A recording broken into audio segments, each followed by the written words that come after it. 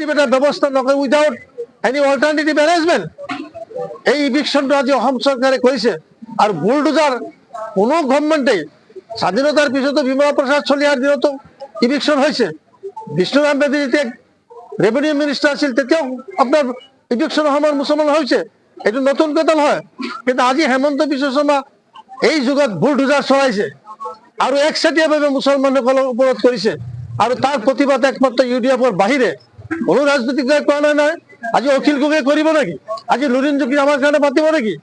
আজি গৌৰৱ গগৈ আমাৰ কাৰণে এটা মাত মাতিছে নেকি? পাৰ্লামেণ্টত মাতিছে নেকি? নেপালীসকলৰ কাৰণে মাতিছে, নেপালীসকলৰ চিটিজেনশ্বিপ সম্পৰ্কে চিঠি লিখিছে, কিন্তু আমাৰ ডিপুটাৰ সম্পৰ্কে আজি তেখেতে মাতিছে নেকি? আমাৰ যে কংগ্ৰেছে ডিটেনশ্যন কেম্প কৰি আমাৰ মানুহ সোমাইছে মাতিছে নেকি? আজি সেইকাৰণে অহা নিৰ্বাচনত যদি মই জীয়াই থাকো, নগাঁও পাৰ্লামেণ্টৰ পৰা কেনেকৈ কংগ্ৰেছৰ প্ৰাৰ্থী দিল্লীলৈ যায়, তাৰ কাৰণে এই মুছলমানসকলক এপিল জনাম, আহ্বান জনাম, অনুৰোধ কৰিম যে আপোনালোকে 50% ভোট এটা জেগাত পৰক, আপোনালোকৰ এজন মানুহ পাৰ্লামেণ্টত যাব। আজি মই যদি পাৰ্লামেণ্টত থাকিলে হয় এই জেগাত বৰদলৈৰ জেগাত মই নিশ্চয় ৰেজ কৰিলে হয়